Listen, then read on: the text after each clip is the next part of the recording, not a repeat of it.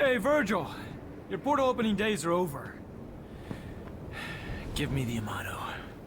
If you want it, then you'll have to take it. But you already knew that. I had a feeling you'd say that. How many times have we fought? Hard to say. It's the only memory I have of us since we were kids.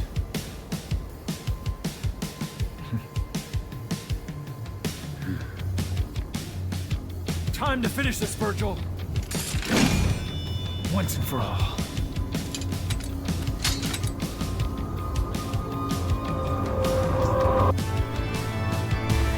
I won't lose to the likes of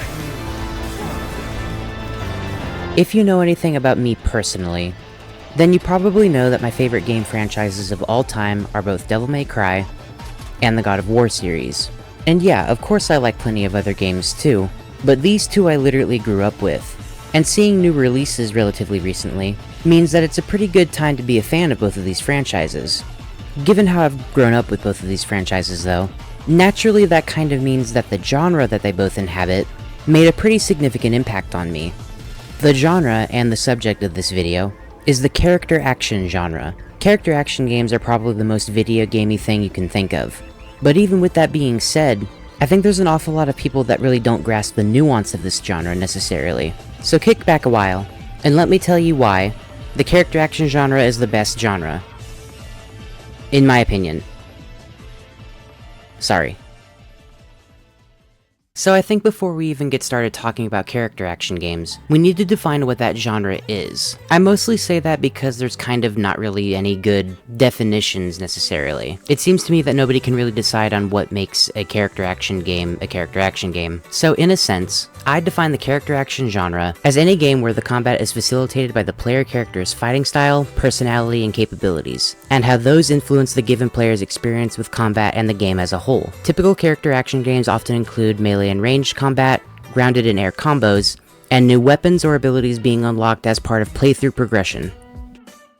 And yeah, that sure was a lot of words. What does any of that mean? Well, for this video I want to use Devil May Cry 5 as an example. If you haven't played Devil May Cry 5, then obviously spoilers for DMC 5, but also I'm gonna try my best to explain what I mean by any of this. Hopefully you have some experience in the character action genre. I'll sprinkle in some other games here and there just to kind of widen the player base, so to speak. Well, I guess widen the viewer base would be more accurate, just so that hopefully you'll know what I mean. Character action games have gone through a lot of names over the years. At the time of Devil May Cry 1's release, they were simply referred to as action adventure, which, if you ask me, is way too vague of a genre, so that didn't stick around for very long. Further down the timeline of this genre, you would start to see some people calling these games hack and slashes, which I personally think is probably one of the worst misnomers you can give a genre. Hacking and slashing would indicate mindless attacking, which is absolutely not the case in any of these games. And if you call a character action game a hack and slash game, I will personally come to your house and kick you in the balls. But that's just me. I'm super defensive about this subject just because it doesn't work for me. I don't like that distinction for it. But yeah, only as of recently have we settled on character action being kind of the perfect name for it. And I think a good argument could be made that Devil May Cry sort of spearheaded this entire genre.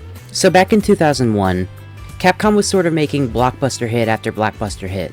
When trying to come up with new concepts for Resident Evil 4 though, the development team working on Resident Evil 4 ended up not necessarily liking a lot of the earlier builds for that game. And if you know the story for DMC1, then you know obviously that it ended up first being some sort of part of Resident Evil 4 before it got turned into its own thing. This means that rather uniquely, there was sort of a survival horror roots to the character action genre as a whole. A lot of your mechanics and resources and capabilities were more utilitarian in nature.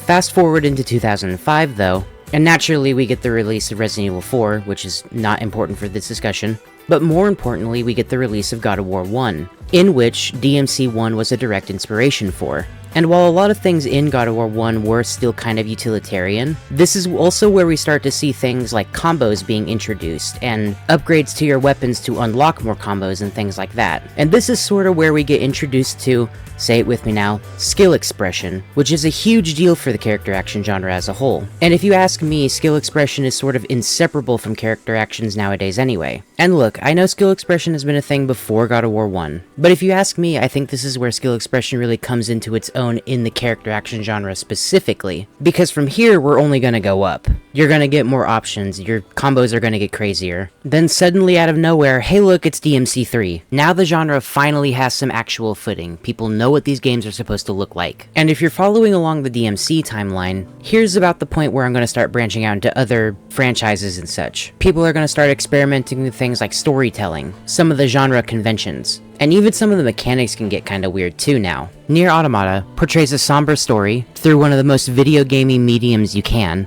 Hi-Fi Rush being part rhythm game, and even the character action anomaly that is Ultra Kill. All of these games, and many more, are transformative examples of what a character action game is. And yeah, even on the indie side, we're starting to see character action games come out too, which is great. And yeah, man, I don't know, being a fan of this genre in the current day is all pretty magic. But you know what? I'm willing to bet you don't even need to do anything all that special if you want to make a good character action game. It's not like this genre is super saturated. If you just get the basics down, that's all you really need. And now, finally, is the moment where I actually circle back into DMC5. The sort of zeitgeist for this entire genre. The 5th game didn't necessarily do anything super unique. It just got everything right, and I do mean everything.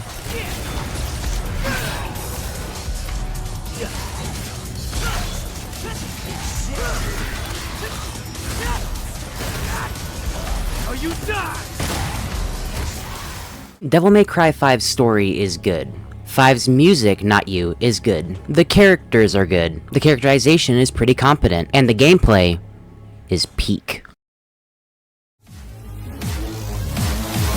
You could basically take any playable character from this game and spend literally hundreds of hours trying to learn them and all of their tricks. I know that I did, and I know that plenty of other people have as well. The mechanical nuance and complexity is absolutely insane with any one of the characters, and you can largely pick a favorite based on their portrayal and also how they play, and that's primarily because they lean into one another. Dante basically has an infinite amount of options because he's basically always bored, but he's also a master of essentially everything in terms of combat. Virgil's a massive edgelord and you're rewarded for being an edgelord. You literally fill a gauge by lore walking everywhere, and this in turn powers up your moves. Specific characters might have similar techniques to one another, and this can sort of symbolize that they're related somehow or had a similar upbringing. Specific weapons and abilities can be tied to character progression, as in something story related, like the end of their arc or something. And it all just works, like none of it is particularly unique to this game necessarily, but yeah, truthfully speaking, you can kind of equate all of the things that make 5 cool and you can put them in other games if you want to. It just so happens that DMC5 is the first game to implement any of this. And that's sort of the thing, right? I feel like more so than any genre that I've personally played, the character action genre is the one that's the most ripe for innovation. And it's in a good enough spot now that you can go ahead and deconstruct the genre conventions if you want to. The previously mentioned Nier Automata kinda does this, but it's also doing its own thing. And specifically when regarding indie developers and AA game studios, I think this is the place where we can see the most experimentation. I mean, like, the only super popular character action games are, of course, Devil May Cry and God of War. And I have no doubt that we're going to continue to see games for those franchises. But of course I want to see new and unique stuff too. And the best part is that we already have, and likely will continue to. I guess the point that I'm trying to make here is that the reason this genre is my favorite is because there is so much hidden nuance with every aspect of it, and I hope to just see more aspects of this genre explored. And yeah, I guess that's it. Go play DMC5 if you haven't already. Like, subscribe, join the Patreon, I don't know, go touch grass. Have a good one, y'all.